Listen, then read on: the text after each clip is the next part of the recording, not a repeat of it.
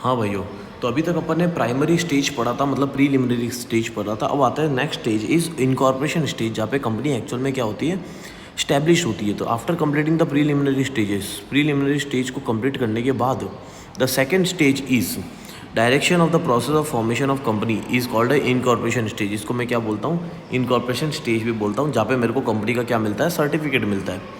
अब private company क्या होती है, जहाँ पे लिमिटेड मेंबर्स होते हैं और जहाँ पे शेयर को आप ट्रांसफ़र नहीं कर सकते। प्राइवेट कंपनी मतलब क्या होती है, जहाँ पे लिमिटेड नंबर ऑफ शेयर्स होते हैं और जहाँ पे शेयर ट्रांसफ़र नहीं होते। वही तुम अगर पब्लिक कंपनी देखो तो पब्लिक कंपनी के शेयर्स क्या हो जाते हैं, ट्रांसफ़र हो जाते हैं और वहाँ पे कोई भी लिमिटेशंस नहीं होती है।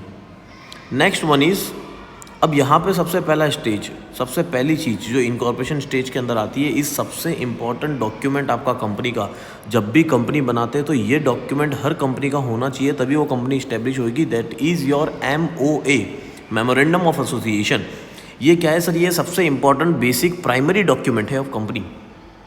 इट मेंशन, क्या मेंशन करता है सर, ये मेंशन करता है कंपनी का स्कोप ऑफ एक्टिविटी, कंपनी क्या काम करती है, कंपनी के ऑब्जेक्टिव्स क्या है, कंपनी का एड्रेस, रजिस्टर्ड ऑफिस का एड्रेस क्या है, कंपनी का कैपिटल कितना है, कंपनी के मेंबर्स की लायबिलिटी कितनी है। ये सारी इंपॉर्टेंट चीज़ें, the most important basic and primary requirement of every company is to form a MOA, memorandum of association बनाना बहुत ज़रूरी है। ओके, तो नेक्स्ट वन, इसके बाद में नेक्स्ट इनकॉर्पोरेशन स्टेज का सेकंड पॉइंट, सेकंड फेज आता है, is about AOA, article of association. ये भी इंपॉर्टेंट कह सकते हैं। After completing the MOA company को क्या बनाना पड़ेगा, AOA बेसिकली क्या करता है, इंटरनल मैनेजमेंट्स को रूल्स और रेगुलेशंस डिफाइन करता है कि this document define the rules and regulations for the internal management of the company. Third one is list of director. मेरे को ये बनाना पड़ेगा कि कंपनी को संभालने के लिए कितने डायरेक्टर्स मैंने अपॉइंट करे हैं, जो कि मैक्सिमम 15 होते हैं। According to Indian companies act maximum 15 होते हैं। अब मैंने कितने अपॉइंट कर रखे हैं और उनका नाम क्या है। अच्छा, उन सब में देयर हैज़ एटलीस्ट कम से कम क्या होनी चाहिए, एक वुमेन डायरेक्टर्स तो होनी चाहिए कंपनीज एक्ट के हिसाब से।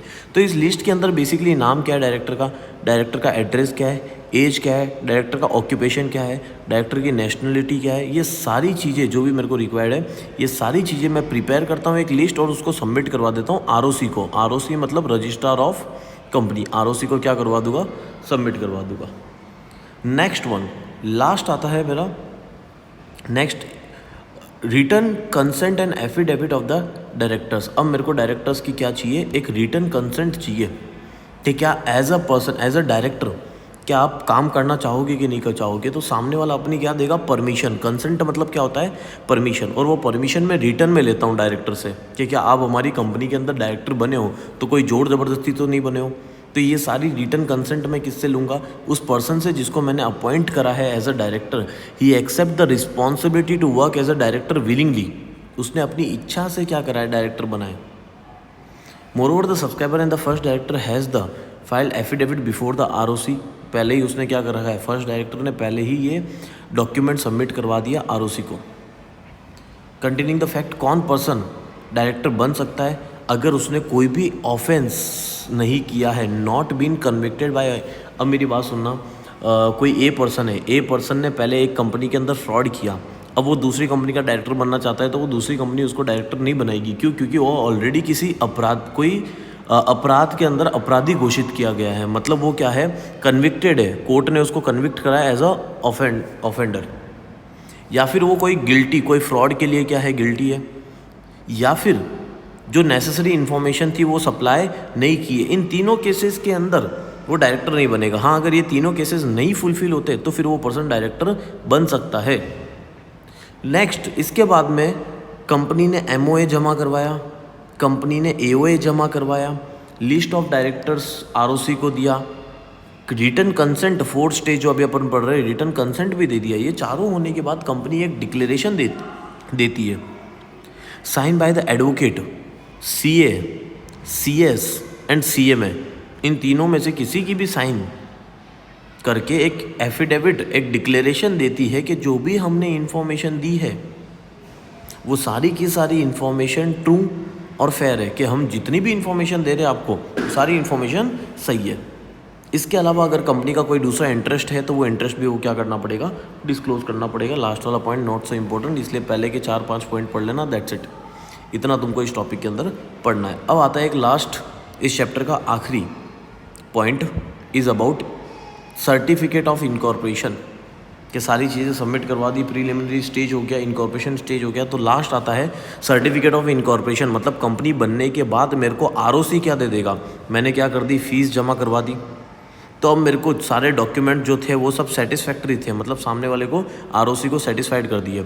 आरओसी का फुल फॉर्म होता है registrar of the company. After this process the registrar issue a certificate. This certificate, यही सर्टिफिकेट आपका सबूत है कि आपकी कंपनी बन चुकी है।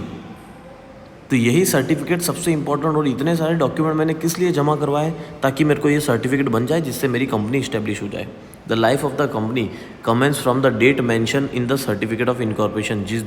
जिस डेट पे सर्टिफिकेट इशू करा है उस दिन से आपकी कंपनी बन गई है।